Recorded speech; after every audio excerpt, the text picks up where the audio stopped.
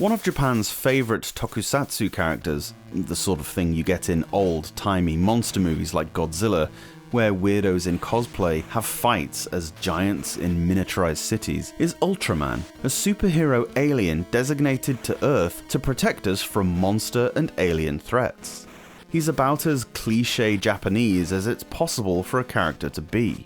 You play as the eponymous hero, fighting monsters from the original series. By all accounts, this is a fairly standard fighting game, released only in Japan as that's the only place it comes close to making sense.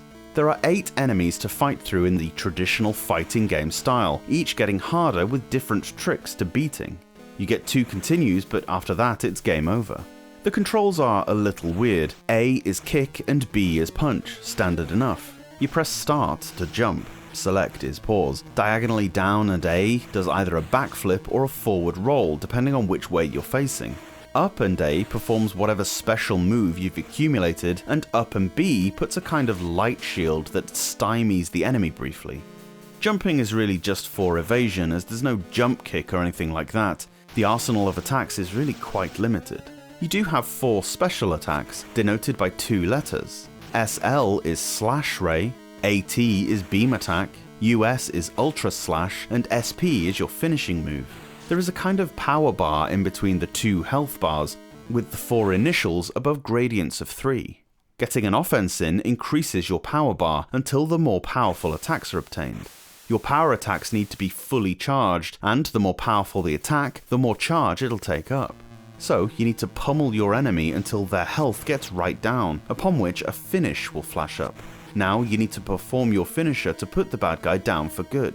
This is the part where the controls become a little difficult. You need to move your cursor to select SP, and you do this by pressing diagonally up and right or left. Bear in mind that health slowly regenerates in this game, and it's not like the Mortal Kombat Finish Him, where you can just punch them dead if you're not sure of the button combination. You actually need to do your finisher, or else they'll regain a little health.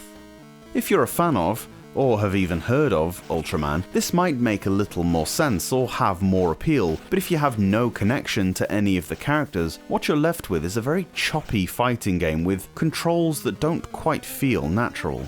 The sprites look alright, they're perhaps a little small, but the frames of animation were limited to 3 or 4 per movement, which leaves behind this really staccato feel to the whole thing. You can also say the same about the music. I'm determined to find a good fighting game on the Game Boy, but this one is not so great.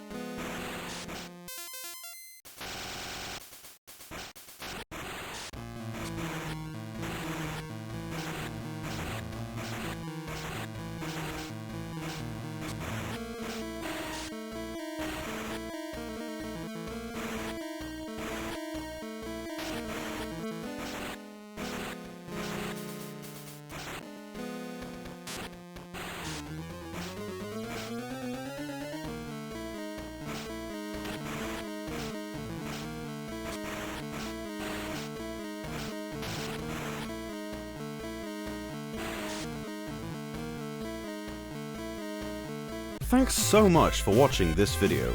The Kickstarter for the book is now live. Check the link in the description for how you can back the project and be the first to get your hands on the Portable Power Encyclopedia, featuring more than 900 Game Boy game reviews and a whole wealth of useful information on the world's favorite handheld console. See you later on.